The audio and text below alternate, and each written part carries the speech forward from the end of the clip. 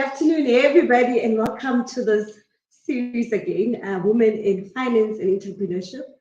We are in week 5, where we're just exploring the journeys of women in different industries. And one thing we've been seeing over the past weeks is that, in as much as the journeys of different women are particular to them, there's a lot of themes that are coming through. So it's as if they're laying out a blueprint for all of us to actually follow. And today we have phenomenal women joining us again. Thank you for joining us in different spaces, on social media spaces, on LinkedIn, on Facebook. We really appreciate you taking time out to actually come and explore this journey with us.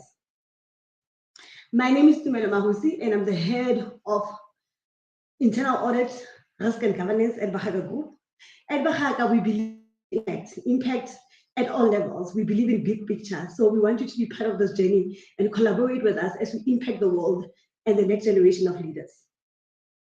And joining with me, I have a co-host who is a great leader, a great mentor, and a great woman, and all in all. Let me introduce her, Matlhogonolo Mogapi. Hi, everybody. I'm not a new face here. My name is Matlhogonolo Mogapi. I'm the Managing Director of Bahaga Group. We're very excited to have you today, joining from different streams, different platforms. Today, again, we bring you two phenomenal women to come and share their stories, to come and share their journey, and give us insights to how they got to be where they are today, so that we can get inspirations, we can learn, and we can get advice to take forward in our different spaces and different journey. So today's topic, we're talking about breaking barriers, right? Strategies for women investors and entrepreneurship. This topic might seem like a specific, but it's really very open to anybody who's looking for inspiration, especially to just get a bit of insight into the finance world, into the investment world, because these two speakers represent that world. It is quite evident from the speakers that we've brought about that women are taking space. We are going into different areas, and we are having a voice and making space for ourselves and for those who come after us. That's the whole purpose of these sessions, right? To pull others as we go forward. As speakers today, we have Nangamso Mankai. Nangamso is a chartered accountant, seasoned chartered accountant with more than 16 years of experience managing corporate finance, private equity, and project finance transactions across South Africa and Sub-Saharan Africa. He participates in industry bodies, South African Institute of Chartered Accountants, contributing there as a member of the Legal and Compliance Committee. She also sits on a number of boards. She has sat at Vision Group and at Tessera, and she's currently sitting as a non-executive director of Curio Holdings, and she's the chairperson of the Audit and Risk Committee for Curio Holdings as well. We also have Mamokete Lijane, spelled with an L, so I guess it's always confusing for a lot of people. Mamokete is a chartered financial analyst. I don't think we see many of those in our country, so we're quite honored to have somebody coming to share that journey, their journey in that profession with us. She is the global market strategist at Standard Bank Group, and has over 20 years experience as an analyst in financial markets. She has a wealth of experience, having worked at ABSA and at Aluwani Capital Partners as an investment strategist, and Suspense Securities and Nisus Capital as a fixed income analyst. She's also quite a columnist at Business Live. If you follow that paper, she writes frequently for Business Live, quite interesting insights on the macroeconomic factors, on South Africa's debt levels, on frequently as well on interest rates, and what's happening with the Reserve Bank's activities. Ladies, welcome. Thank you for joining us this afternoon for this session.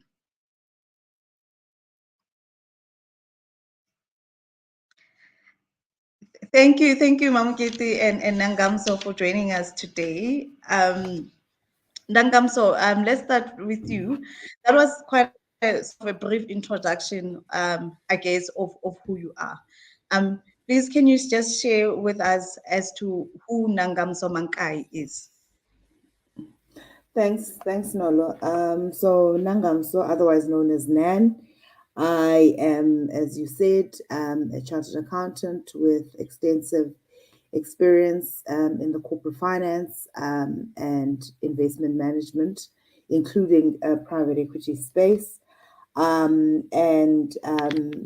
that's just generally who I am. And I've had the opportunity, I guess, to sit on a number of boards and chair a number of board committees. And that's in a nutshell who I am. Great. Thank you, Nan. The other thing, just to know, is from a personal journey, if somebody is looking for you on social media spaces, you contribute quite actively within the Methodist Church. And in your profile, you have something that's quite interesting. You call yourself an aspirant Deborah. Can we talk Yes. about that inspiration for a minute? So I think yes, I am an avid follower, if you can call it that. I'm a Christian, but I'm also an avid follower of the Methodist Church movement, and it really pins everything that I do. I give my all to God. I am centered by what God has called me to be, and where God wants me to be, and that is sort of my compass in every sphere that I occupy and in everything that I do. Great. Thank you, Nan. Thank you for sharing. Mamokete Lijane, can we get as to who Mamokete Lijane is? And I hope it's Lijane, not Lijane.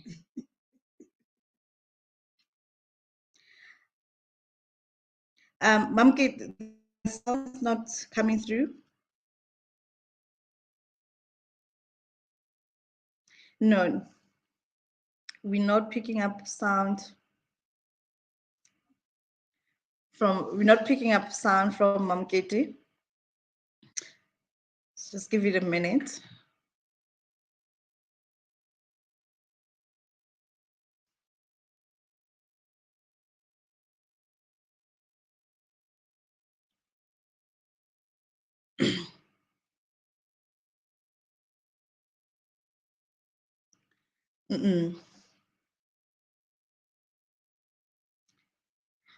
While we waiting to get Mamokete back online, perhaps let's check the headphones.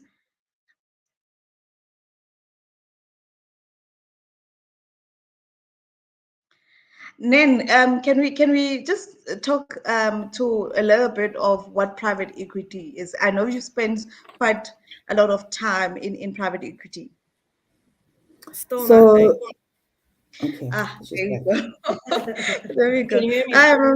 Yes, yes, perfect. Okay, so I went off headphones and I'm just like now going to just dial in through, and I hope the computer audio is it works well. So I was still saying, thanks very much for getting my name right. Not very many people get that right, so it's refreshing. So when you ask me who I am, so I'm a mother. First and foremost, as the one thing that is the center of my world and what I do. And I'm a daughter, and I'm a friend, I suppose. But over and above that, I'm me. It's taken me a long time to get to the point where there is a me here that is actually worth recognizing outside of all the things that I do, and that I keep myself busy with. So I'm a financial analyst. A lot of people ask me, what is it that you do? And I said, it's very difficult to say in a nutshell what my job entails. But by and large, my job is to make sense and communicate sense, make sense of what's happening in this very confusing, very active, very noisy world, and try and put those insights into thoughts that are usable, so I can help other people make sense of what's happening, and then they can use that information to make the investment decisions in various different ways. So I'm what is called a strategist, across assets. So macro driven. So I basically look at economics and developments around that, and then use that to inform the decisions that we make as a bank, the decisions that the traders make on our desk, and the decisions that our clients make. So it's a very short summary, but I hope that suffices. Great. Yeah, no, as we were looking in and preparing for the session as well, we quite had a hard time. We had to watch a number of videos and read your columns to just get what is a global strategist in investment means. So thank you for sharing that. Then the question was, you spend a lot of time in private equity. Can you maybe just say inside what does that mean? What is private equity and what does that environment mean? But of interest, I guess, because it is Women's Month, what does the industry look like in terms of women representation as well? Okay. So in effect, private equity is the use of private capital. So investors that would invest in their whether it's through companies that would invest in private companies. So as opposed to companies listed on the JSE, these are companies that are unlisted companies. And what private equity seeks to do is to provide capital to those unlisted companies that are either looking for, either it could be capital for growth, or it could be to buy out existing shareholders out of the business. So that's in effect, or in a summarized form, what really private equity is. But however, I must emphasize that it's not just putting down cash, but what those private equity investors would look to do is provide some sort of strategic support and value add support that would allow the business to have some accretive growth over the period in which the private equity investors are invested. So the thing about private equity investors is generally they would have a set time limit in terms of how long they can be invested in a business. So some might be 5 years, some might be 7 years, but they would put down capital with the hope of getting the business to grow or achieve its growth strategy plans, and then would look to exit and sell their positions in those particular businesses. So I think in terms of women, the industry I haven't been involved directly in private equity for a while now, but the industry has really struggled with women representation at all levels in terms of professionals and in terms of senior professionals coming into the market and staying in the market. But also I think and it's not unique to private equity, it is one of the challenges that we find in terms of the ability to source businesses that are well established, that are women owned. I must also emphasize, so one of the challenges that we've seen is that there's what's called venture capital, which are businesses that are perhaps earlier stage and not well established, versus, call it, the traditional private equity businesses, which are businesses that have a track record, that are well established, that are positive in terms of their performance. So you have to look at those two in parallel and understand that the principles that apply to venture capital, which is fairly new businesses and concepts and ideas that are not well established and sometimes have not even matured in terms of their entry to market, is a very different principle that you would apply to businesses that have been operating for 10, 15 years and are either looking to grow or pivot in terms of where they're going.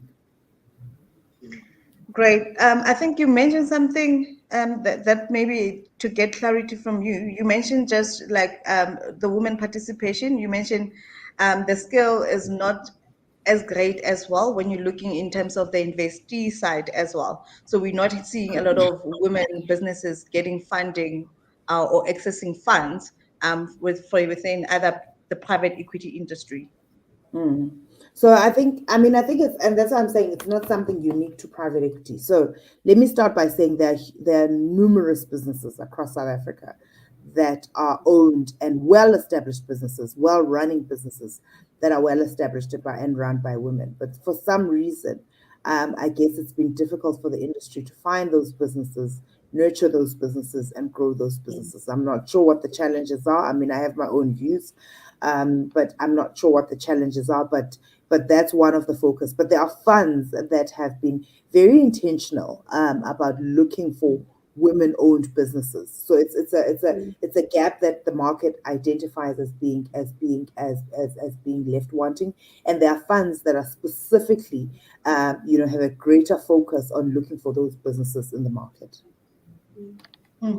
Great, Mamokete. For thank you so much for that insight. I guess I want to put the question to you. Sorry, thank you, Nangamso. I want to put the question to you, Mamokete, on just representation within the finance space in which you operate. Because you sit in executive sort of suites, you sit and have conversations with very management level, with higher management levels. When you walk into those spaces, are you seeing more people that look like you? Well, I've been in the business a long time, right? So if I think back on when I started, the answer has to categorically be yes. When I started 20 years ago, I remember going to a work networking thing. And I went to the first group of people and they were talking about wine.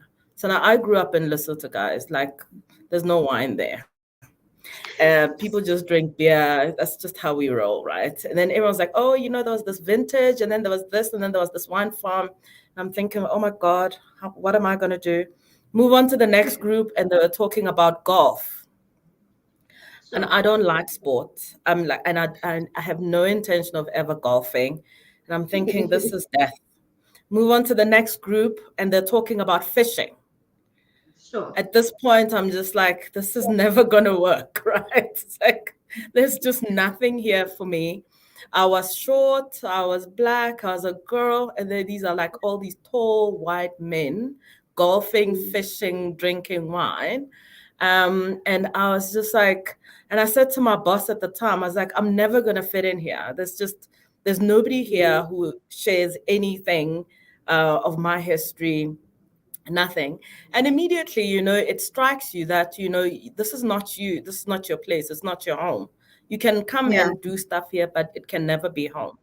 And you'd go to like industry functions, you walk into a room, you're the short person, and there are all these tall Afrikaans men talking above you because you're short, right? So they can actually have conversations here. And you're just like this little miniature person, and you're like, hi. And you're hoping that, somebody will hear your squeaky voice. There was language issues because people speak Afrikaans. I don't speak any Afrikaans whatsoever. Never had an interest in learning. And, over time, that has been diluted without a doubt. Like over time, people, you got more Black people, you got more women. So yeah, it looks better, but it's not like you walk in and you feel immediately comfortable because, you stretch your career, you move beyond certain boundaries and, there's ceilings and, so it's changed and it's changed for the better. I've been in environments where I've just thought, this is what it should look like. This is transformation in action. You've got young Black kids that are just amazing professionals. Very special people. And then you walk into another room and you're like, what the hell is going on here? Where's everybody? So, I suppose that's my way of saying, it's not where we want it to be. But I think we have seen quite a lot of movement in the right direction. Amazing. Sure, that's really amazing. I'm happy to hear about that. At least I would feature in the wine crew, so I wouldn't necessarily be I can't do golf and fishing, but wine, I'm sure I can figure my way out of it. Just one thing, right? To you, Nangamso. So one of the worries that we have is just where are women in terms of investment? What are there particular industries that they're most likely to invest in? And normally what informs the decision for them to invest? So where are women? What are those industries that are women friendly that we'd want to be part of? Thanks, Tumelo. I think just maybe before I answer your question, to add to Mamokete's point, The refreshing thing is women are taking up the spaces themselves. So women are creating those platforms for networking that make it comfortable for themselves. I always say, as women, as an example, I can't go and sit and go hunting for a weekend. I've got family responsibilities and a whole lot of other things. That's just the reality of my life. So what I love about the transformation we're seeing is that women are taking up the spaces to find networking platforms that work for them. So we can do 3 to 5. I can't do 3 to 9. Unfortunately, I need to supervise homework and whatever else I need to do. So I think, to your point, I love that question, because I think the immediate inclination is to think that there are certain sectors that women invest in. Women are everywhere. Women are everywhere. Women are in mining. Women are in engineering. Women are in tech businesses. Women are everywhere. And so there isn't a specific sector to then say that this is where women should and are participating in. Women are, we're breaking glass ceilings, we're kicking down doors, and we are well capacitated and coming into our own and realizing that if my skill or if my interest or whatever the case is in robotics, that's where I'm going to participate in. So what I love about what we're seeing is women are everywhere. So, I was having a conversation with somebody else, and we had a huge argument because they seem to feel that women should be in the hospitality kind of businesses. Women are everywhere. We are changing the dynamics. We are moving in line with where the economy and the world is moving. We are in the tech businesses, we're in the IT businesses, we're doing everything that we're allowed to do. So there isn't a particular sector that I can kind of say that women are in. But I do think, obviously there are barriers, various barriers that are placed upon ourselves in terms of us getting to grow those businesses. But women are forging forward, hey? Women are unapologetic and going to get what is theirs. Just maybe as a follow-up, and I like that fact, because we need to actually create space for women across the board. But do we still have, as a follow-up to that, sectors that actually, like you spoke to, barriers that exist in terms of women in spaces? So where are those industries where we're seeing a lot of barriers where women cannot actually enter through easily as compared to other industries? So where are we seeing the barriers from an investment point of view? So I think with my experience, I've been lucky that I've worked across different industries. So having been working in companies that are quite sector agnostic. And I kid you not, and maybe I'm reiterating myself, we've looked at businesses that are in the mining services space. There are women businesses there. We've looked at businesses that are in high-tech businesses. There are women businesses there. We've looked at businesses that are in, call it your traditional sectors. There are women businesses there. So I think, I guess, one of the challenges, to Mamokete's earlier point, is around, I guess, having access to the sources of capital is one of them. And that's from a variety of reasons. But also one of the challenges that I've seen in some of, particularly the earlier stage businesses, is kind of having access to markets that allow the business model to thrive and flourish. But in terms of, call it intellectual or any other restrictions, there are no restrictions. Women are doing, operating in the exact same spaces that men are operating in. But obviously, I guess, and it speaks to what Mamokete was saying earlier as well, I guess we need to also just find a way to be able to support each other and share the knowledge that we have, so that if Tumelo has done very well in her robotics business and been able to secure funding, how do we use that knowledge that she's gained and shared to share it with the, because a lot of the fundamental issues are really about sharing knowledge and knowing how to pass through the hoops, for the lack of a better word, and ensuring that your investment thesis is seen through. And I think that's where, I guess, perhaps we have, as women, not done as well as our male counterparts, is then to share the knowledge, to say, listen, I've raised 300 million rand for my business, and this is how I went about it. This is how, this is how the knowledge can be transferred to the next woman business. Thank you so much. That's quite enlightening. I think to all the viewers out there, if you want to comment, please use your comment section. We have a platform where you can comment. and ask direct questions we can be able to ask to our guests later on. Just maybe to follow up on that, Mamokete. So from just a macroeconomic level, is a woman's voice heard? What is the participation of women at the macroeconomic level? Yeah, so then it gets a bit more complicated. I mean, I think, a lot of the conversations that we have about women participation, especially in dialogue, and dialogue is it's so important. I mean, I'm a practitioner in dialogue, and this is kind of like where I've gone over time. And the dialogue and the debate, because that informs the frameworks that we then use to make big decisions. And there's a lot of things that we take as given. We take as given, and you walk into a room and there's a lot of assumptions, and that's what culture is. And I think that's why it's so important to have diversity, because culture is informed by where people come from, and it's informed by our what do you call, like our assumptions, the assumptions that everybody brings into a room.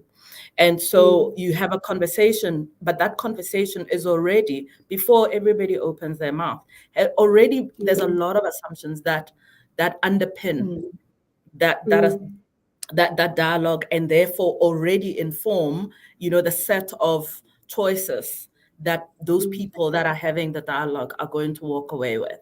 So who you are and your experiences and your challenges and how you see life and how you see humanity is really, really, really important.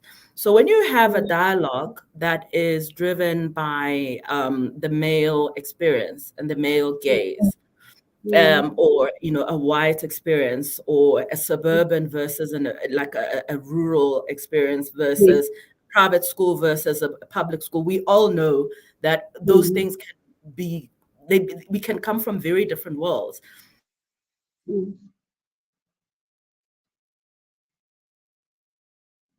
But now when women are not part of, and their experiences are not in the room, so there's a lot of assumptions that then get made, and a lot of decisions that then get made that appear to be the perfect solution. So those people are not sitting there trying to screw you. They're just only representative of whoever is in the room.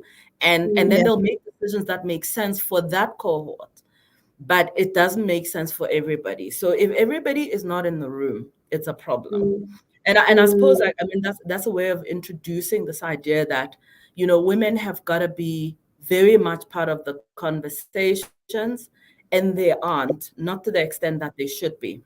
So last year, I mean, I did the exercise of, looking at women on Women's Day, and I went back and I was like, what is Women's Day about? It was this day where these women went marching, and it was about passes. And I'm like, and then I went digging a little bit, and I found there was actually a manifesto that these women had around what are the things that they want to have put forward.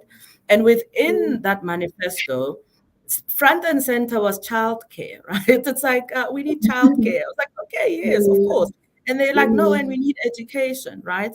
These are not, they're not, for women, they're not the first, they're not secondary considerations to higher GDP. They are the consideration, they're front and center. So the issue of what is it that gets prioritized, so we can all agree that these things are important. But when you come into a room, it's about allocating scarce resources, be they money, time, human resources, etc. So that nuance around what is it that gets prioritized, it really is going to depend very much on who's in the room, right? So, I think for me, there isn't enough participation of women in debates of national importance, and therefore we keep getting subpar results in some ways. And you see this even I think the test case that everybody talks about is around the management of COVID, where you had health, economics, freedoms, and all of these things that had to be kind of weighed off against each other. And women evidently made very different decisions. Like, you know, in places where women were leaders, you had different decisions, not in absolute in terms of what was decided, but in terms of nuance. And people, like communities, societies, were much happier where there were women leaders, like New Zealand, etc., than they were in the US, like where there were male leaders busy lobbying, like facts against each other. And it was just around communication and nuance and saying, how do you prioritize this? How do you communicate, and all of those other things. So I definitely think we are underrepresented, and I think it does cost us. It does cost us because you look at South African outcomes, fundamentally the failures are failure to consider the human first. You can talk about GDP and all of these things, and like all our debates are totally dominated by things like, is ESCOM working, is Transnet working? We don't talk enough about how are the kids all right? The kids are not all right. And if the kids aren't all right, we're never going to be all right.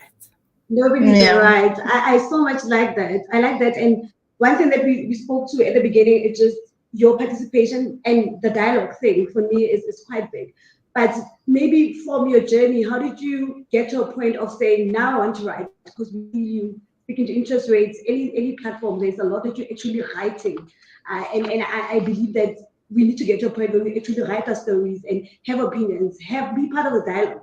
How did you get there to just deciding that now I want to be there and put my story out there and have an opinion and just make sure that I'm heard and forcing myself into spaces? I get told the story. Nan and Nolo went to varsity with me. Actually, we did our MBA together. So they'll tell you I've never had an opinion that I didn't think needed to be shared. It's just not it's just my makeup.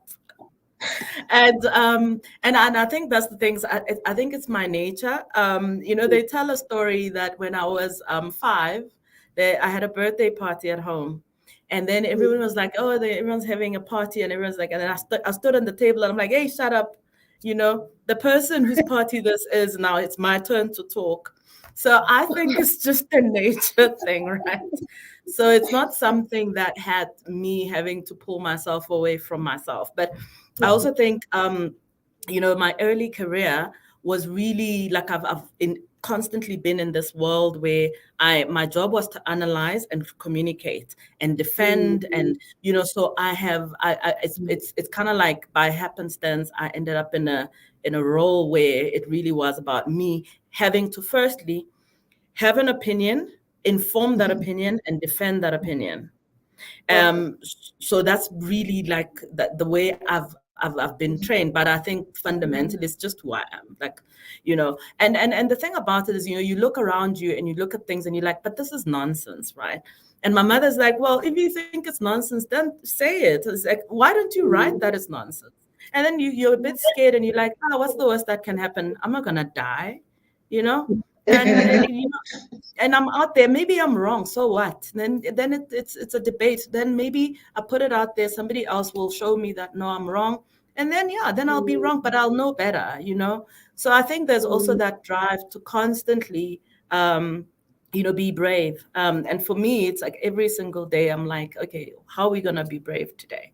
And then that's the only way, right, to approach life with bravery. It's not a lack of fear. It's just like saying, is this life threatening? No. If no one's dying, it's all good. I like that. Oh, yeah. I think it was beginning of last year, and I needed to just call myself to be bold, and it's exactly that. So I put it as part of my profile there, as my bio, to just a constant reminder to just be bold.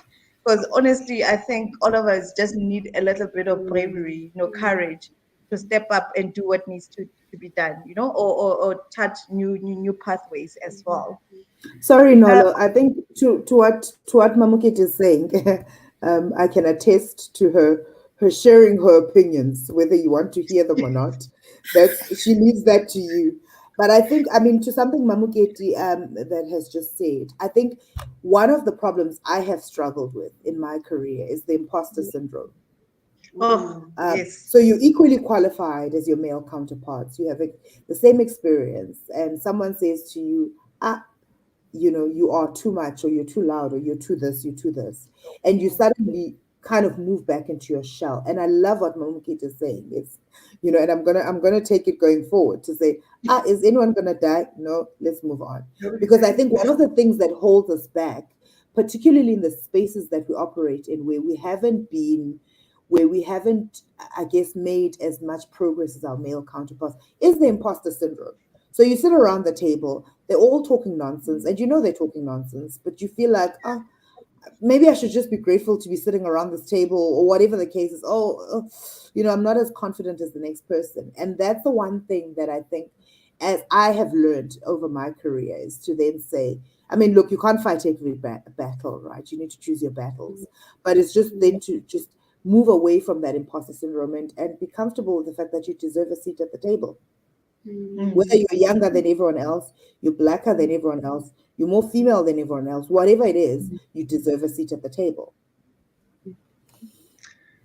Wow. I was actually just wanting to talk to that seat at the table. And I'm surprised that you say that from now on, you're going to take the be bold and forward, because you do have a seat on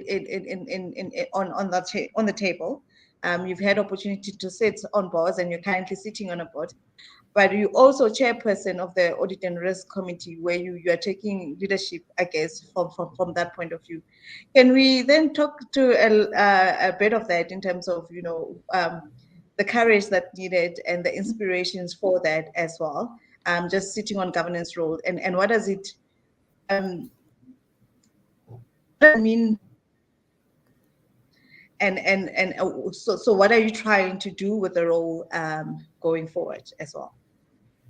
So I think it's a couple of things. The first one is, you've been given a seat at the table, so you must take full advantage of the seat. If it means, we all know our weaknesses and our strengths, and sometimes we're not willing to admit them to other people, but you can admit them to yourself. So as an example, if I'm going for a board meeting where there is something very complex on options or whatever, I'll call the people in my circle that are more well-versed in that and say, hey, I've read this, I don't understand it. So one of the things I am grateful for is that I'm not afraid to ask for help. That's the first thing. Yeah.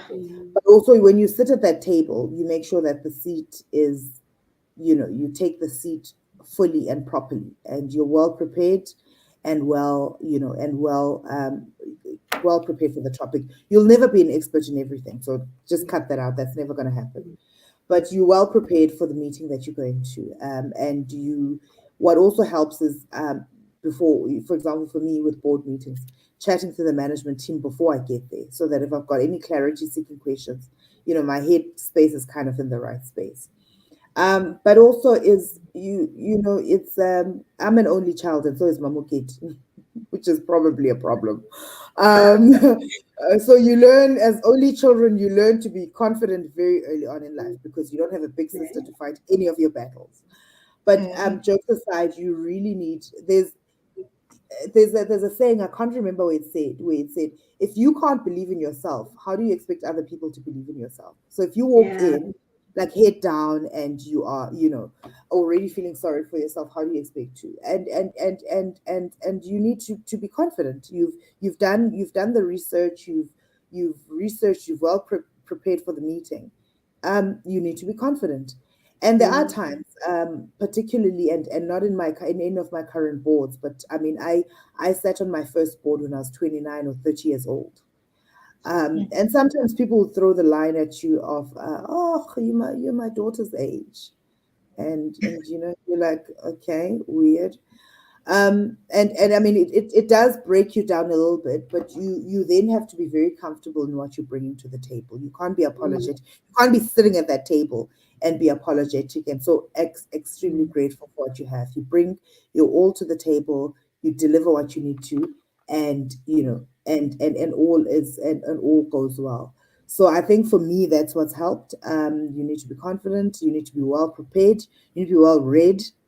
You need to be, like I say, you won't be an expert. You won't be an expert in every sector that you're involved in, but you need to be well prepared, so that at least and you also need to be honest. If you don't know something, please don't BS and say try and make up an. You don't know if someone's thrown a curveball, but there's also the benefit of sitting with different people around the table. They'll challenge your thinking in different ways.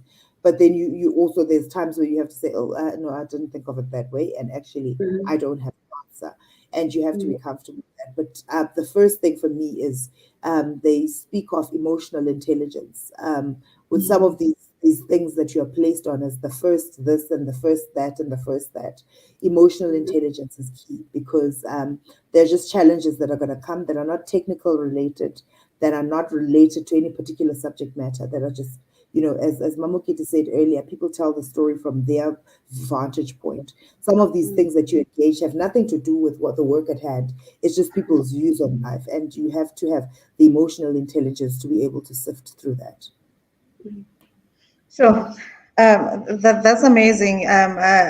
One of the points you mentioned was asking for help, and I think that's so pointed, because when as you grow in your career, you also get to a point where it seems like it's weird to be asking for help or to be asking for questions to others. And I like that need to be totally honest and open and ask for help. Mamokete, so you spent some time in fixed income, as an analyst. Just from a macro point of view, South Africa has very high debt levels now, and COVID did nothing for us as a country. Can we maybe explain to the men in the street as to why they need to worry about South Africa's debt levels? Yeah, so it's a simple question, but it's also a complicated one. So I think firstly, let's think about why South Africa's debt levels are where they are. And the simple answer is that South Africa's debt levels are where they are because South Africa doesn't grow. So on a net basis, what tends to happen is you have economic activity. We all go buy stuff. When we buy stuff, we pay tax, and then we pay tax. That tax gets used to pay for government services. When the economy is not growing, we buy less stuff. Government gets less tax, and because government gets less tax, a lot of the expenditure that they do is now financed via borrowing because the revenues aren't there. So a lot of the reason why we are where we are is because, from a debt perspective, is because we have a growth problem. And I think we all know about load shedding. So if I say, well, we've had load shedding for the better part of a decade, it already explains to you what is happening. So the fact that people aren't working, we know unemployment is through the roof. We know we have family members that are not working, even if we're lucky ourselves to be working. Some of us would like to be working, but we're not. We've seen companies close down. I'm sure, if Nan had to go through just the number of companies that are there, even for the capital that is available in the private equity space or any other space, there just aren't enough companies because there's just not enough economic activity. And as a consequence, unemployment is high, tax revenues are low, and government expenditure has to still meet the needs of people. Plus, you then have to support people via grants, and it creates this mismatch between expenditure and revenues, and that big gap is now called a deficit, which is then funded via borrowing. So I suppose, it's a very long way of saying, when you're thinking about South Africa's debt levels and you're thinking about how we deal with them going forward, at a minimum, we need to have a better functioning economy. And at a minimum, to get there, we need to have reliable electricity. We all know, every time you go to the mall, half the shops are closed down. People are losing their jobs. Their companies are closing. We've all experienced this. You guys offer services to companies. I'm sure you see this. The companies that you service as well. So it's not the debt level issue is not a standalone issue. It's a symptom that is, of a much bigger malaise, so to speak. So, are debt levels too high? Yes, they are. But the debt levels aren't high. Growth is low. That's really what is going on. Yeah. So how do we think about going forward? The problem with it is that at some point your debt levels themselves become a problem, and we there, and that's why I'm trying. I want to delink this thing where people say debt levels too high. No, growth is too low. So and if growth stays the way it is, the debt issue is not going anywhere. In fact, it's only going to get worse. In fact, it's only going to become much more of a problem, for growth for us to deal with. What happens to countries that have got higher debt levels, though, like that are out of control, is something that we need to worry about a lot. Because it just means that, the currency is going to continue to be under pressure, inflation remains high, growth remains low, and at worst, you have a debt crisis. But even in those countries, debt crises are not debt crises; they're crises of policy elsewhere. And I think when you as a South African are thinking about, are debt levels too high? That is, it's not an issue. The issue is your crime levels are too high. You don't have enough electricity, and as a consequence, you've got a brewing economic crisis that, if you don't handle all these other downstream issues, will eventually manifest. So, how do we think about this from a personal perspective? We all citizens. And, countries with high debt levels, when you have a debt crisis, you normally have a socioeconomic crisis that follows on that, So it's not a good scene. It's not a good scene. Whether we come back from this? Of course, you can always do things better. Because the reason we're here is not because we couldn't have done things better. We could have done a lot of things better. The debate around electricity is going, like inclusive growth. It's one that is ongoing. So there are all those things. So when you, as a voter, as a citizen, as an employee, as a friend, because I'm going to call us out here and say, I have a problem with some of us who have friends that are involved in less than ethical economic behavior around entrepreneurship, and businesses that run businesses that are not ethical, that do things that are very selfish. You need to understand what the consequences of that are. So, when you're drinking that verve, and you are at that fancy place and you're taking that beautiful picture and you're posting it on Instagram, we all get to pay for that. So we, I think, as individuals, we need to be more civic minded in how we interact with our politics, within our communities, within our businesses, and start being pro South Africa.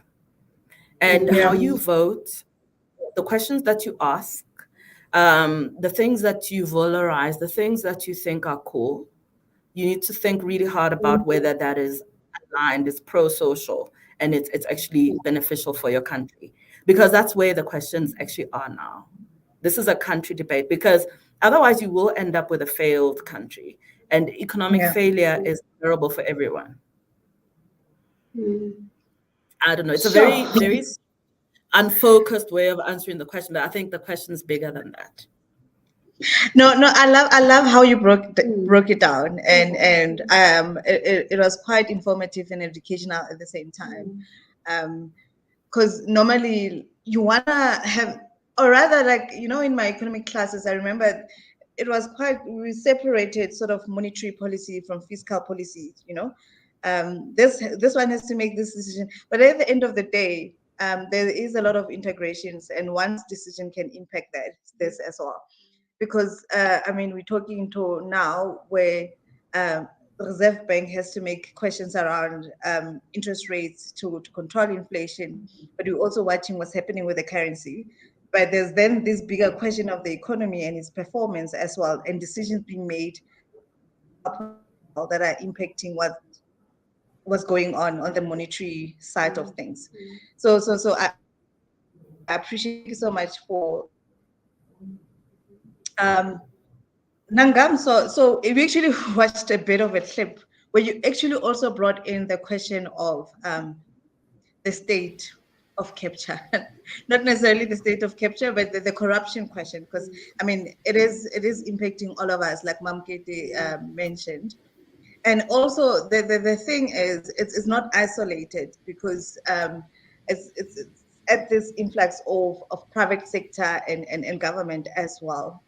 What is your opinion, I guess, on some of the insights Mamokete shared, and the things that we need to be looking at, just around corruption and participation by private sector in this as well? So I think, I mean, I fully agree with Mamokete. I strongly believe that you can't blame one side for corruption and not the other. It takes both two to tango. So you can't have corruption in the state without the private sector trying to get, in there. But I think what I loved, and we had a very lengthy debate with a few friends a while ago about this, that the crux of our challenge as South Africans is really an individual challenge. Before we can want to go and tackle, big conglomerates and departments and all of that, is your stance as an individual to corruption. So if you are okay with the fact that you win an audit because you've had to do things, I mean, it starts there, right? So no one decides to go and steal 500 million. It starts there to then say, oh, I don't think I really qualify, but I think I should get this tender, right? And what does that do? Then it creates a circle, because then the people who qualify feel that they should pay because they feel they're more qualified, and it just becomes a huge Pandora's box. So I fully agree with Mamokete to say at the crux of it, if we really want to come against some of the challenges we have, these are individual decisions that we need to make and individual reflections that we need to make. Like I say, there is for every person who receives a bribe, there's someone who's willing to pay a bribe. So you can't blame the one, and not the other, And so I fully agree with Mamokete to then say at the crux of it, as individuals, we really need to look and see where we stand in terms of that. Wow. Great. Thank you, Nan, for that insight. The question of just investment, right? So a lot of women are paving the way and gaining financially as well. So I want to ask, if you are a women investors, what should they be looking at before making an investment? What are the things that they should be considering then before making investments? So I think there's a few basics. It's obviously the financial performance of the entity you're looking at, and whether it's able to generate the returns that you're looking for.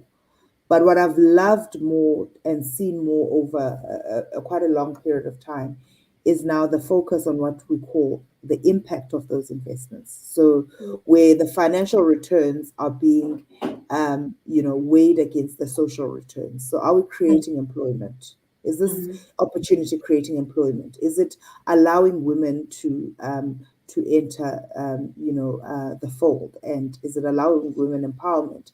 Is it allowing us to do things beyond just the financial returns that generate social returns? Look, social returns are a bit difficult to measure because obviously, it's a bit, you can measure how many jobs you've created, but whether that's been impactful or not impactful, it's a different thing. But I think what I love is that the investment world is now starting to look at things with a more social lens, to Mamokete's earlier point, to say before you worry about the numbers, look at the people.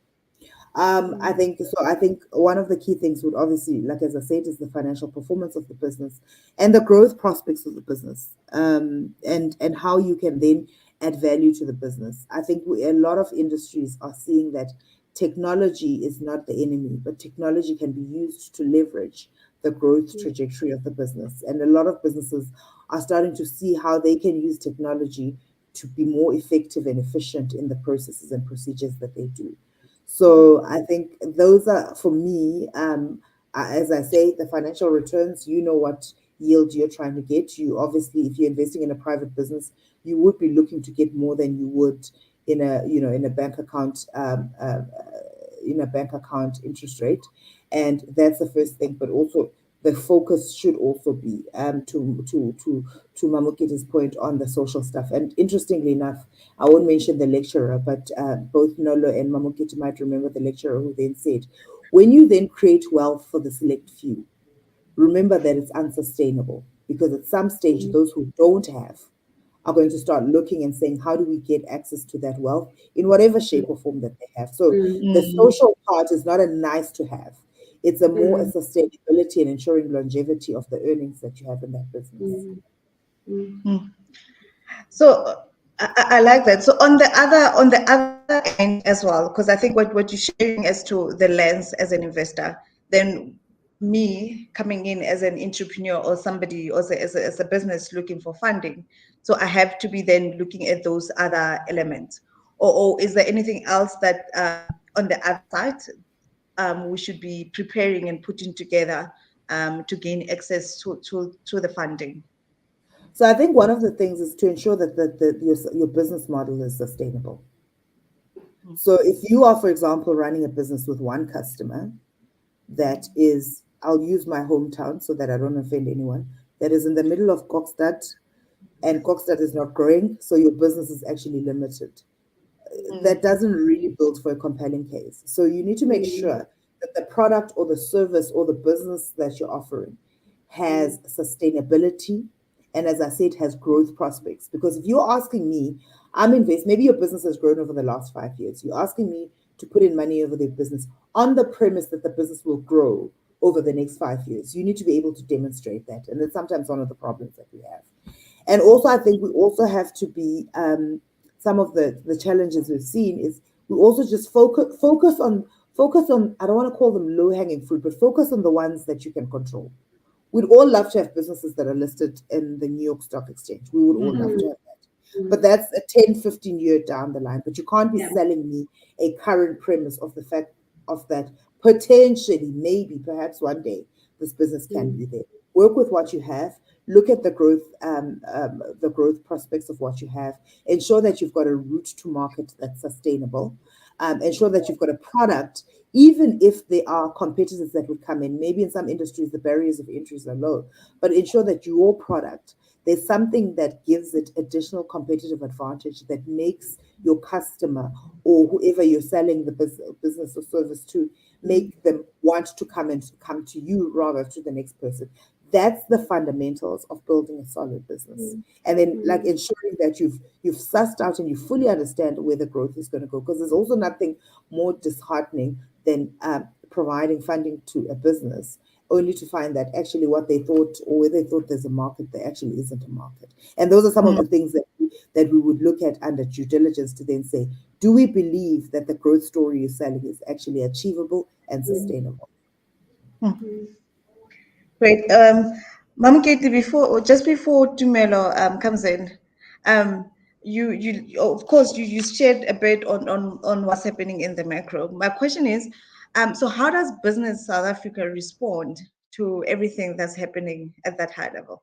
I know, businesses, especially the load shedding, they've tried to work around and find alternative energies, and that is quite a big topic now in South Africa. But do you have any insights as to how we should be responding to a lot of the sort of activities happening now? So, I'd like to, this is one of those things I speak a lot to like big business in South Africa. And I want to say upfront, and I think this is something that we need to, if I leave people with one thing, when we talk about business, we need to differentiate between big business and everyone else. When we talk about business, we always want to talk about Sasol, Standard Bank, Absa, AB InBev, that's who we call business. And they are business and they are important. Love them to the moon and back. But remember that the guy that's running a spaza shop in the auction is also a business.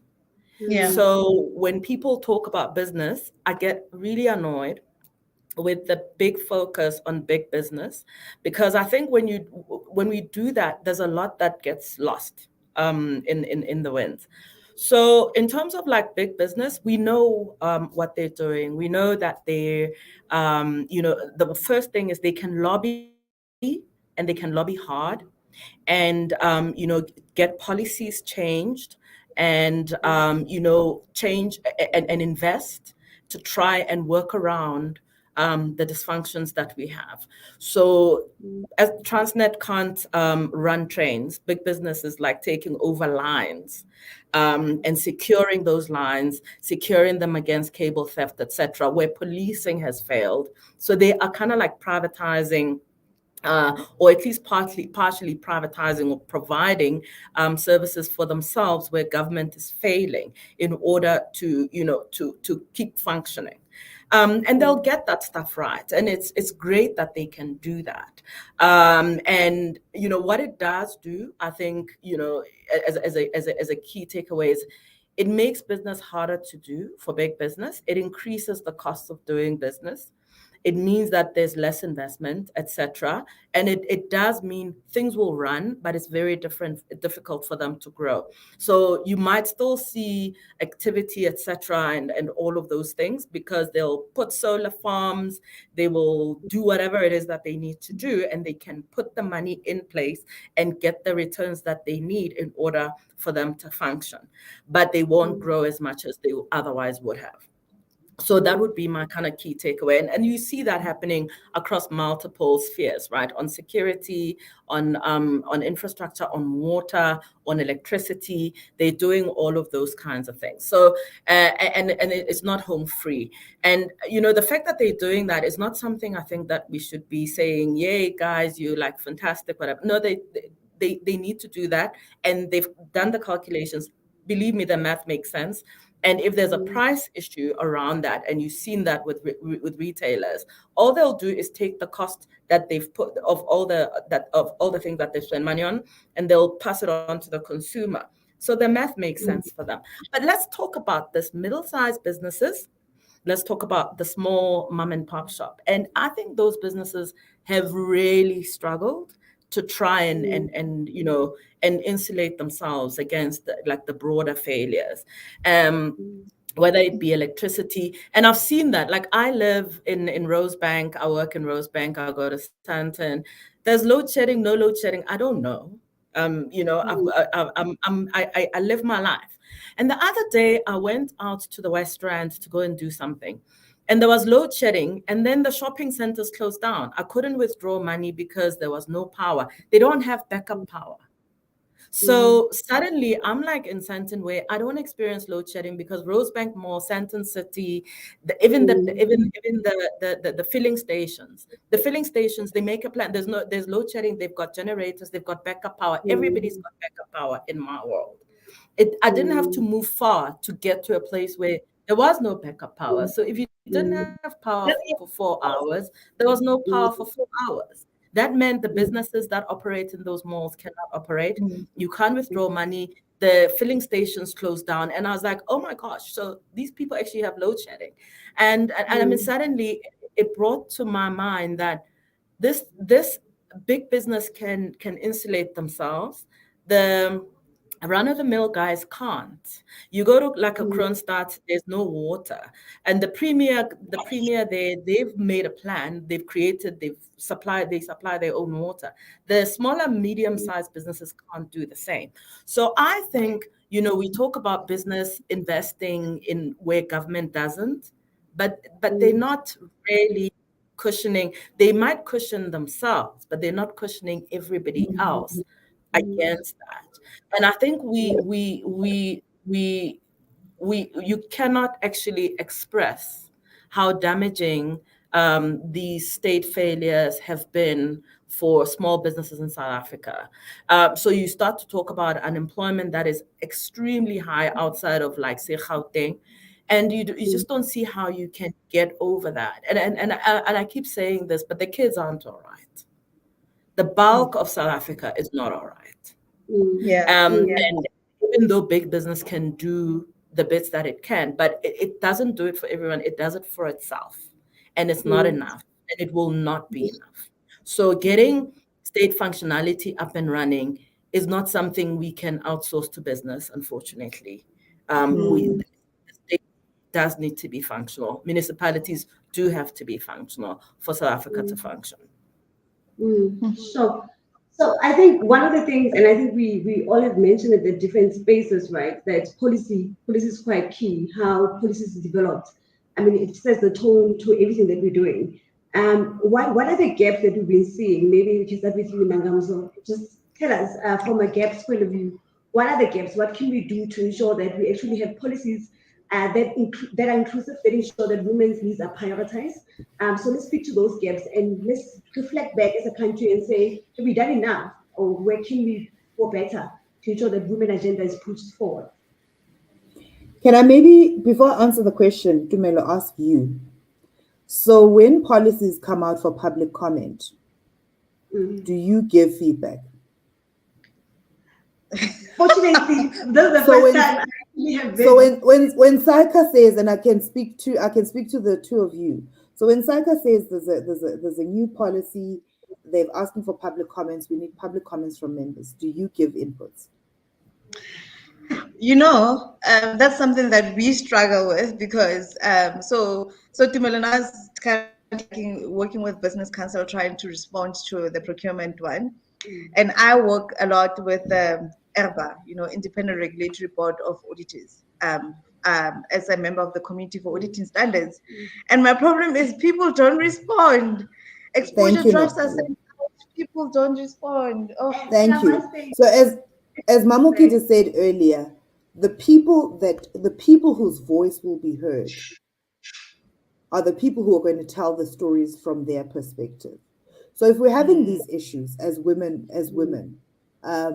whether it's a new a bill that's going to Parliament on business matters, whether it's a bill that's going to Parliament on gender-based violence matters, if we are silent, who is giving the input into that? So I think to your point, Tumelo, we're not doing enough, myself included. And we're not doing enough. And there's those ones that will pick and pick and say, oh, this interests me. But until the issues, because as Mamokete said, I go back to the point she made earlier, is people will look and give inputs from their vantage points. They don't know what it's being like, what it is like to be a small business, woman-owned business in the middle of a rural town. They don't. And until those women give their inputs in, it's all going to be research and all going to be desktop research based on and also including the views of those who've given inputs. So I think for me, we're not doing enough. We're not doing enough as individuals. There are bodies, and women bodies that will give inputs into these policy documents. But the rest of us, are our views being represented? And my answer is, I just think it's a no.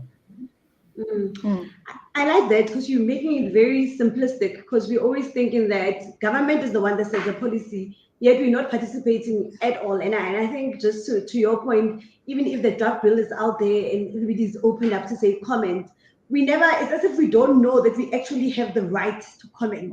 We have a right to actually put our voice out there and just speak to issues. And I mean, participation comes from, you have to be reminded 100 times that actually this is out. And like you're saying, it's only on interest. If procurement speaks to me, I'm going to look at procurement. But there's a women issue as well. Is that are we not speaking to that? So there's a lot that we're not actually speaking to. We're choosing focus and we're silent in most of the cases because we're hoping that somebody else is going to say it and we're not actually owning the story. Just maybe Mamokete to add to that, well, what is your view from a policy point of view? Where are the gaps and are we doing enough? I don't think anybody, any country in the world, any body politic, any society can ever say they're doing enough. And I think, I'm not saying this is an out for South Africans, but I think it's important to understand that the job is never done, right? So there is no utopia, and it's not going to happen in our lifetime.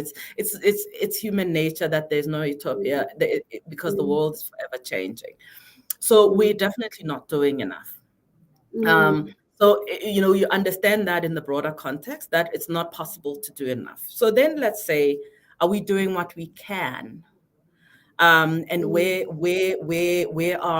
are the things that we can do? And I always think about this in, there's this concept that we learned about binding constraints, that, in any system, there's always a binding constraint. When you finish doing that, there's be another one.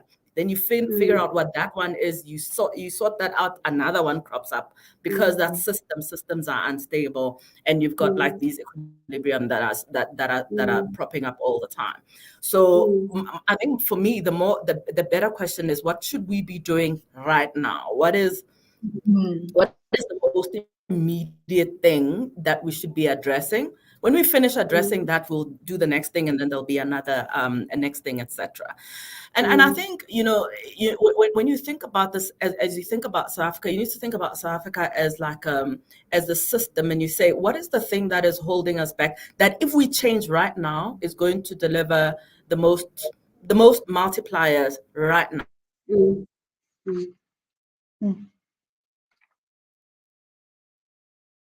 Right? And it remains front and center. So, and I think there's a lot that's been done. There was like a lot of inertia around addressing that issue for the past 10 years. And it feels like there is more movement now. And that makes me glad. It makes me glad, because if we go into next year and I don't have load shedding, already there's a whole lot that I don't have to worry about. Then the next one that we need to think about, and it's really about what is it that affects everyday people, right? There's the short term and the longer term kind of like binding constraints. So the power one is one. The issue around transport and logistics is one. It's too expensive to move things around South Africa, and it's too expensive and it's not efficient. Then, so that's like pure Transnet, etc. But I think another really, really, really, really, really important issue that needs to be addressed from a policy perspective is around security. It's not okay that like none of us can walk down the road with a cell phone in your hand. In fact, I don't think any of us can walk down the road at all. I personally have stopped walking. You are feeling unsafe. Our infrastructure is being stripped. You can't get anywhere until that kind of sorted out. The fact that the level of cable theft that we have, the amount of like organized crime that we have, and it has a massive and material economic cost. Besides the fact that it makes us all anxious and we lose our minds a little bit, but we also can't run our infrastructure. So for me, the issue of electricity and security is like super key that it gets sorted out. So, and the thing about this, the policy debates also, and I mean it goes on to the next, the longer term one that is closest to my heart, is you need to resolve the education impasse. It's ridiculous. We cannot be having these outcomes, and with these outcomes, we're not going to have a future. Like I said, if the kids aren't all right, we aren't all right. So that, to me, is a longer term binding constraint that we need to address, right? But I think that there's this. We have a lot of debates about policy. We say, oh, what should the policy be? But in fact, there's a lot of this that's not about policy. It's about implementation. We need to start talking about why we're not implementing the policies that we do have. I think on security, I know for a fact that nobody thinks it's okay that we have like, massive amounts of theft. So theft is not a policy issue. Like from a policy perspective, we understand that shouldn't be happening. But the question is, what is happening around, enforcement, around how you hire, around, and maybe that's like now the mini policies when you start to deal with a matter. And it's like, where are we failing? Why is policing so bad? Why is it that we don't have proper intelligence? Is that a policy issue, or is it just about execution? And where's the holdup? It's obvious that these things should be happening. So why are they not happening? So it's not, is it a policy issue? When you talk about education, for instance, why is it that teachers simply can't teach? Is that something that you need to address? It's maybe about like putting policies in place to make sure that teachers can teach and you hold them to account. But where's the holdup? Is the holdup policy in the way that we understand it? So where's the holdup? And I think there's a lot of what we then call political economy questions. It's around governance. And Nan will tell you, you guys are all CAs. You can have a King 5, King 7, whatever.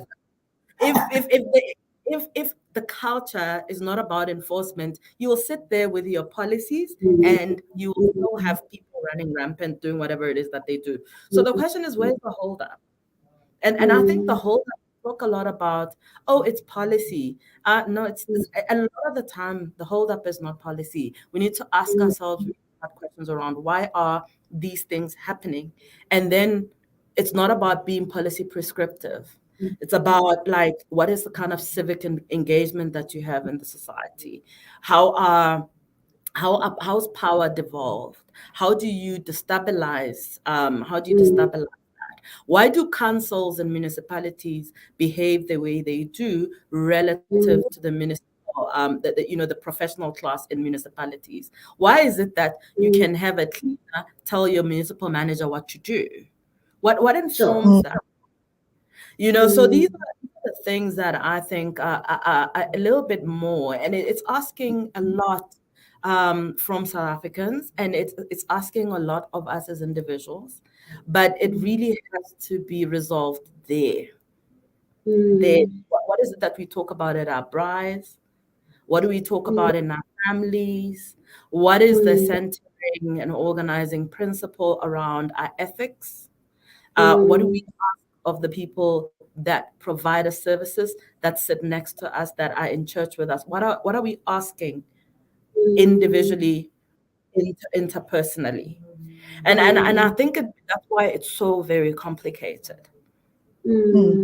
Sure, because it boils down to the individual, and I think most of the time we try to make it as it's big and complex, but it actually boils down to us. What are we doing on a daily basis to actually get us to where we need to be? But ladies, maybe let's be more futuristic now and just speak to what are we seeing, what's coming up in the next 5 to 10 years? Well, how is the industry changing? And what are the key things that are coming up? Maybe from you, Nangamso, just take us through that. What are we seeing in the investment industry? What are the changes? So a couple of changes. The first one is a more focused or a bigger focus on impact and what the investment or businesses are doing in terms of impact. And that's a range. The second one is, I won't mention all of our ages, but I can kind of guess all of our ages. But the tech space is revolutionizing businesses. If your business is not finding ways to use tech, I'm not saying we must all have tech businesses, but if you're not finding ways to use tech to improve the effectiveness of your businesses, you're probably going to be left behind. The third one is, as to Mamokete's point, there's a lot of challenges in the South African economy, but there are actually opportunities. So you speak of the logistics and transport, deficiencies in the country. There are actually opportunities even for the greater continent. It's time businesses are looking beyond just the borders of SA for two reasons. Yeah. There's only so much growth you can get here, but there's untapped opportunity in the rest, either of the continent or even the world. Some businesses are expanding beyond the borders. And realizing that we are a part of a global community and not an island. And so is influencing the strategies that businesses are implementing. But I also think that to Mamokete's point just now, businesses are also looking and seeing where is government failing? And how do we then as a business step into the gap? I mean, we started with the electricity challenges, but businesses are looking at, you've got, for example, now government is unable to meet the demands of students in terms of accommodation. Student housing is becoming, so businesses are now looking at gaps to say, where is it? Instead of standing on rooftops and shouting that government's not doing enough, where are the opportunities for us as business where government is failing for us to then implement? So those are the trends I'm seeing going forward. Tech is a huge thing. I recently went on a site visit at one of the schools or higher education institutions in South Africa, private higher education institutions in South Africa. And first of all, I didn't know what they were talking about. I was completely lost at all the jargon and the language that we're using. But tech is really being used to boost businesses to move to the next stage. So that's really what I'm seeing. The old adage of you've got a business and it's been traditional, and for the longest while, people have moved beyond that, and COVID-19 has taught us that we can actually learn things slightly differently. So businesses are really moving in trying to be more accessible to a wider range of people. And the last one for me, as I said, on impact, don't underestimate the township or rural economy. I recently attended a presentation by a gentleman who studies this economy. There's so much untapped potential. He gave a presentation on women abathengisa amagwinya on, I think, one of the streets in Joburg. When he shared how much profit and margin they make, I almost fell off my chair. I'm like, from Fed Cook. So don't underestimate that. So also businesses are looking at non-conventional markets. Because some markets, people are not looking to go to a Sandton city. People are looking to find the same things they need and their luxuries they need in the environments in which they're. So that's where really business is growing. It's thinking out of the box. The way it's been done for the last 30 years has worked and brilliant, but it's not what's going to sustain business forward.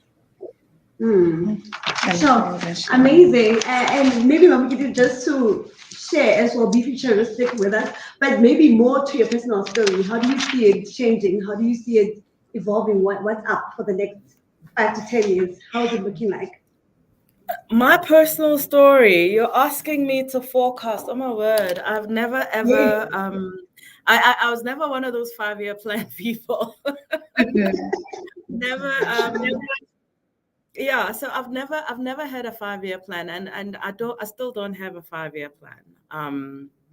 And for me, my life has been like an adventure. It's kind of like I like where I am. And I don't know what I'm going to do. I know what I'm going to do next because I know what decision I'm making now. I'm not 100% sure where it's going to land me. But as long as it doesn't take me back, I'm fine. And so, in terms of my 5-year plan, I've got kids that I need to get through high school. Those are always at the top of my 5-year plan. And I always say, as long as those people, that's my minimum. The rest of it can be anything really, but it has to be a lot more explorative. What I want to do a little bit more of. So like I said, I come from Lesotho. I've spent the last 20 years professionally involved in South Africa. That has involved moving away from looking at financial markets purely and looking a lot more at policy, being a lot more involved in policy dialogue.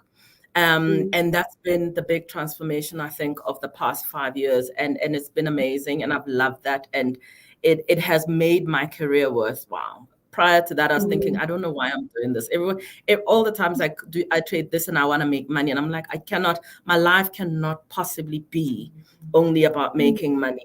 And it was always like, how do I make my life meaningful, not to other people, but to me? How do I say, I have this many years on this planet. I have this many years that I'm spending working.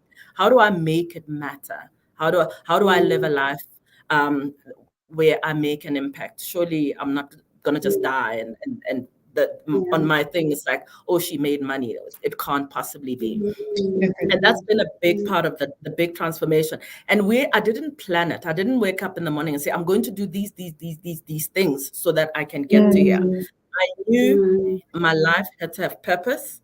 And then I started taking on projects that gave my life purpose over and above what I was doing. And what you then do is you get the bits you like, you test them out a little bit, and then once it feels like, yeah, this is gonna work, you let go a little bit of the bits that are taking a bit more time, and then incrementally your life moves more towards something that makes sense to you. So that's kind of like been my approach. So what I would like to do more of, so I can only tell you what I'd like to see more of in my life. How it's gonna play out, I don't know. So, you know, I want to do a lot more work on the continent. And it really is about like market development, you know, incorporating. I always say my passion lies there where financial markets and public policy meet, because I think you know, financial markets have a big impact on what happens on public policy and vice versa. So it's a really nice place to work, where I'm not just a financial markets person, but I'm a public policy person, and I'd like to expand that a little bit more. I mean, consolidate what I'm doing already in South Africa and expand that a little bit more, you know, on the continent and especially regionally.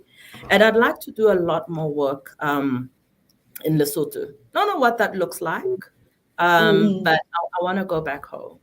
Not 100%, but in a way where I've got a material presence there, professionally, but also physically as well. If the one thing I learned from COVID is that, you know what, I'm not a Joburg person. I don't have family here. I don't have people here. I love it, but it's not home. And it's important to try and expand that a little bit more. So that's kind of like where I'm at. Get the kids out of my house. Firstly, secondly, go back home. Yeah. Awesome. That's really insightful, and thank you for sharing so much of you. And just Nangamso, what, 5 years, 10 years? What does it look like for the aspirant Deborah? What does it look For like? the aspirant. Yeah. So I think Mamokete spoke to something that I sometimes wish I'd learned earlier, but I guess it's part of the growth journey. Finding things that are aligned to your purpose. And being true to your purpose. And for me, the last year particularly has involved me I don't want to say removing myself from spaces because it sounds a bit aggressive, but removing myself from things that I thought were aligned to my purpose, but were actually not, if that makes any sense. So for me, the next 5 years is I enjoy the investment management space. It's what I really love to do. But I really also, as I mentioned earlier, I am more passionate about making an impact. And maybe it's not to 10,000 women or whatever, but it's to a few women that can then realize whatever potential lies inside of them. I'm from 3 hours from where Mamokete is from, but I'm from this side of the border. Of the border. But and you go to rural areas and you really see how disenfranchised women they are. You know, they really believe that what they've been handed is all that they can ever do.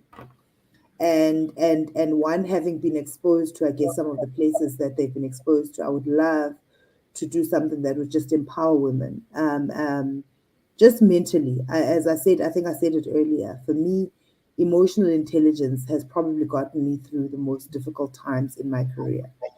And just believing that what you want to achieve is actually, you're justified in wanting to achieve it and wanting to do it. So for me, that is really my drive, while still staying in some shape or form in the investment space. That's really what I want to do. But I also want to be, as I would say, I want to also be the kick-ass person in the boardroom, because every now and again you do need the unapologetic Black girl to sit around the table and say, I'm here, I've earned my place here, and I'm here to add value. So that's me. Oh, thank you so much. Thank you so much, Nan, for sharing. I like what you both are saying on purpose. It always comes back to purpose. Before we getting to a close, but I wanted to ask this question from and I think both of you have somehow answered it as well, and it's just from, if there's anything, I guess, that you want to bring awareness to, if there's any initiative that you want to bring awareness on, you please share, Mamokete. I know you sent me that question. I was like looking at it thinking, I don't really have one. I don't really have one because, my interests lie really, really, really in public policy. And there's a lot of work that various people are doing in that space. And I mean, for me, if I had to ask people, like, just align a little bit more with like what I would like, what I think is important, is really to look for those conversations, look for those dialogues, look for them in your own environment, and educate yourself. And it's a permanently and whatever it is that's your interest, don't worry about somebody else's interest. I might be on about macroeconomic policy and this, that, and the other, and you might be more about education. And there's tons of work that people are doing in that space, and it's all out there, and it's all free, guys, because the internet has been our friend, eh? You don't even have to research, just Google, and there's so much that people have put out there that speaks to your particular passion, whether it's small business, but be more involved, inform yourself on the bits of public policy that matter to you. And engage in the conversations, whether it be about security. And I also think it's important that we all get to a point where you're not just saying, oh, this is something that somebody was saying at a bar. You don't actually have to like be saying, yeah, my uncle so-and-so said XYZ. There's research out there. It's free. It's everywhere. And there's a lot of really good people that are doing really good work, so that you can actually go read for yourself and inform yourself, so that you have an informed opinion, because it's your informed opinion that is going to, it's going to drive better dialogue. So we need to up the level of our conversation everywhere. Yeah.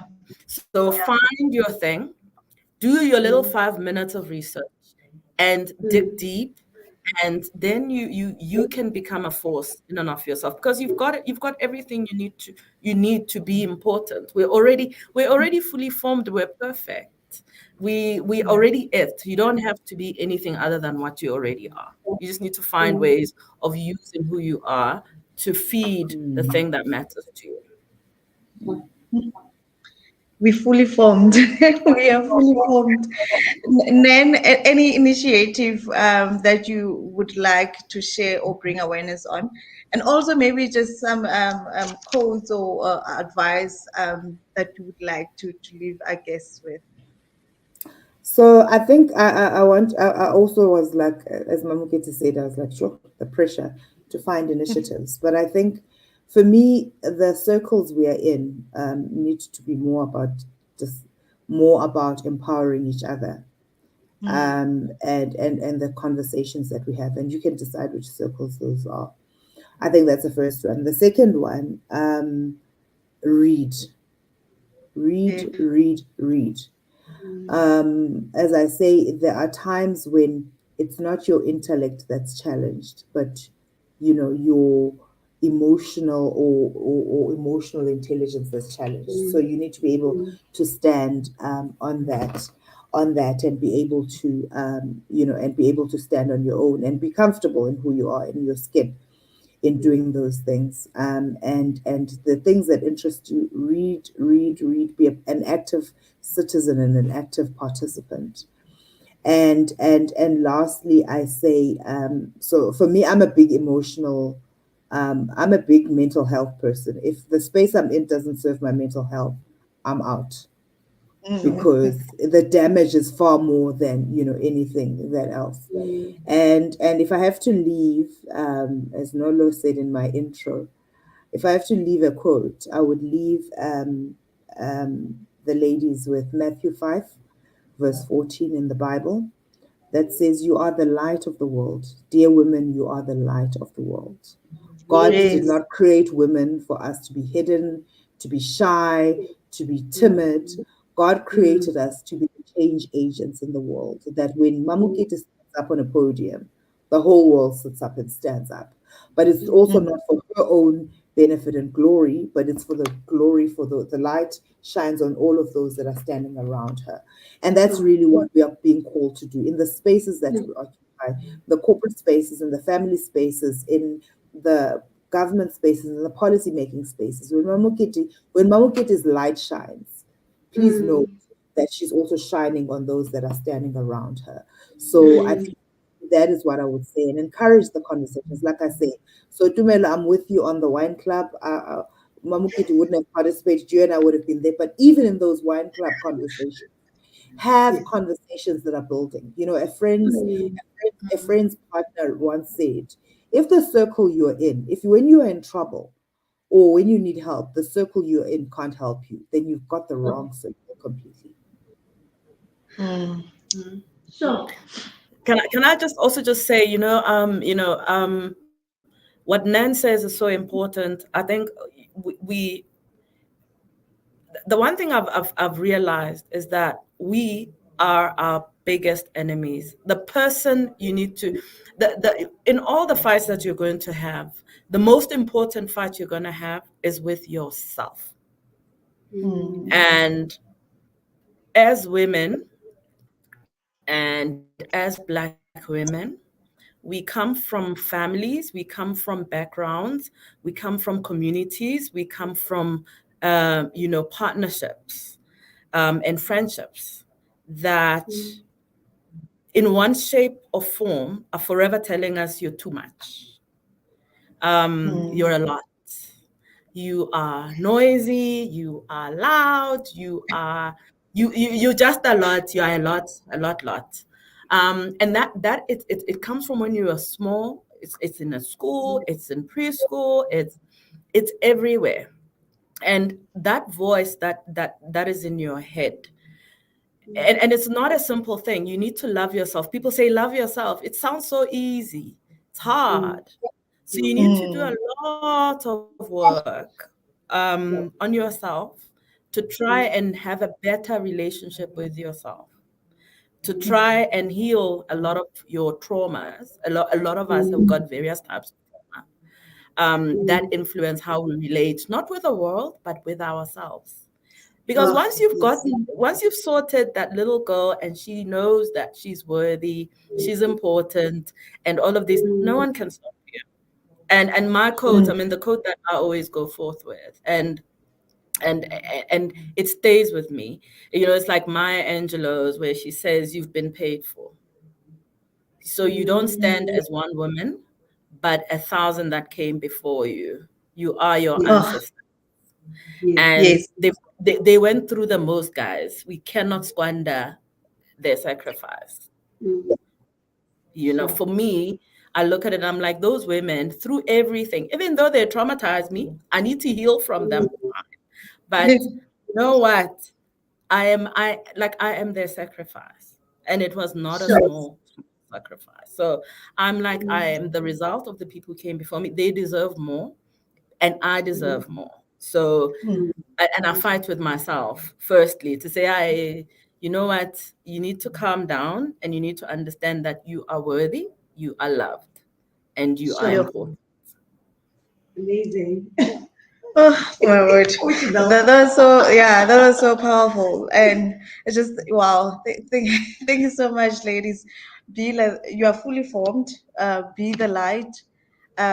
You are worthy. You are loved. Fight with yourself first, and begin the journey to healing yourself and healing that little girl. And remember that you don't stand alone. There's legions and legions of women who came before you, who prayed for you, and who sacrificed so much of themselves so that you can be in this place today. We've learned so much from you, both of you ladies. Thank you for sharing of yourself. Thank you for sharing your journey with us. Thank you for joining us as Bahaka in inspiring the next generation of women. Thank you. Thank you. Thank you. Lekamoso. Oh my God. And to everybody who's joining us, I hope you got from this conversation as much as we did. We were inspired. We are taking so much. We're taking so much. Thank you for joining us today. And hopefully will join us next week on our last session, the 29th of August. Thank you. Bye-bye. Thank you. Bye. Thank you. Bye.